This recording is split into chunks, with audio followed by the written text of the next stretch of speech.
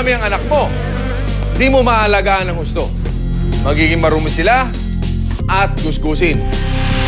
Sa hayop, iba. Kung saan marumi, doon sila dumadami. Sasakupin na ang top amazing story natin ngayong gabi. Sobrang dami! Sobrang dumi! Ang mga nilalang na ito nakatira sa ilalim ng clay castle sa African Plains. Sila ang mga termites. Aabot sa 5 milyong termites ang nakatira sa bahay na ito. Pero ang bigatin dito, syempre, ang reyna. Ubod siya ng laki. Magang-maga ang katawan na punong-puno ng itlog. Halos hindi na siya makakilos.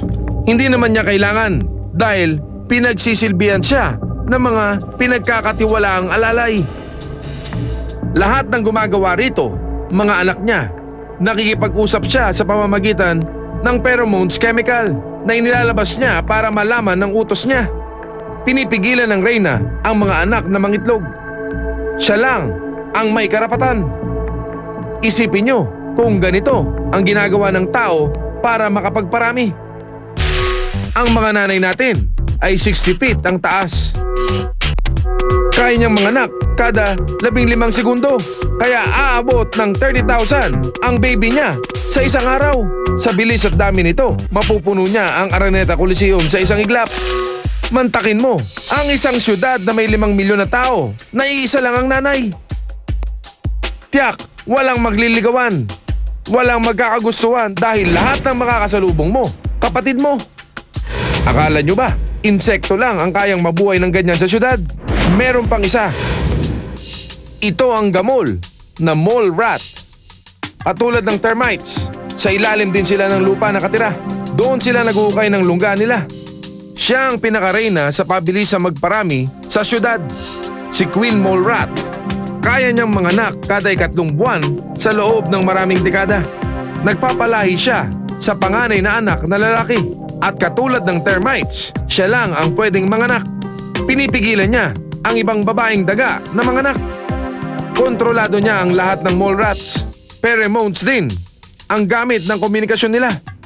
Kumakalat ang pheromones na ito sa lahat na nagpupunta sa kanila.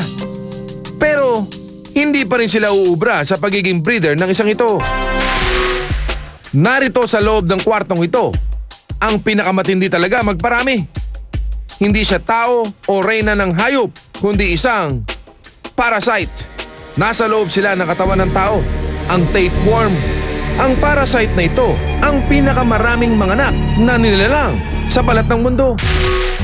Kung ikaw ay parang tapeworm manganak, mapupuno mo ang buong New York City sa loob ng 2 linggo. Milyon ka kasi kung manganak sa isang araw. At kung infected ka ng tapeworm, malamang meron ng milyong-milyon dyan sa katawan mo.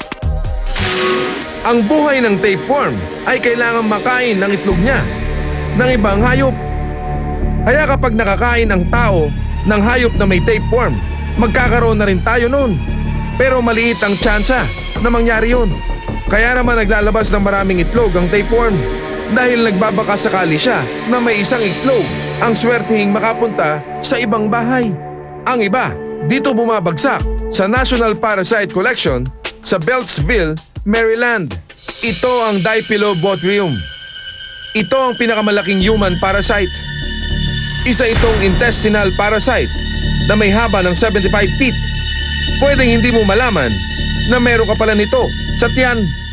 Halos may 50 million na katao sa buong mundo ang infected ng parasite na ito. Hindi lang pala ito hari ng sipag magparami, hari pa ng dumi. Kaya huwag balitin ang mga yan dahil malaki ang perwisyong pwedeng idulot sa atin. Pagmamalaki ko ulit sa inyo ang mga amazing stories natin ngayong gabi. Ang tatay kong nanay!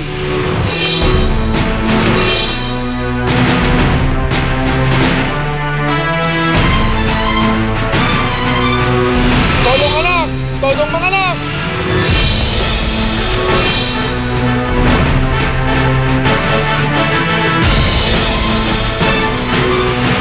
Ikaw sa harap!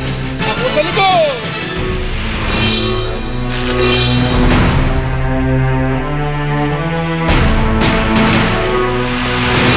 Apat-apat! Lola agad!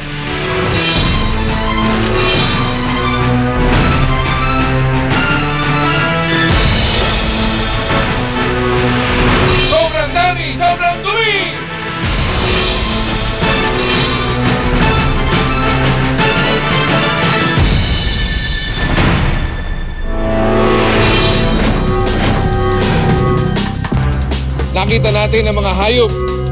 Walang pakundangan kung magparami. Huwag sana tayong tumulad sa kanila na di nag-iisip at sa halip, mag-anak lang ng kaya nating buhayin. Next week, panibagong labanan na naman ang dapat niyong abangan sa ating kwentuhan dito lang sa Hops Amazing Stories!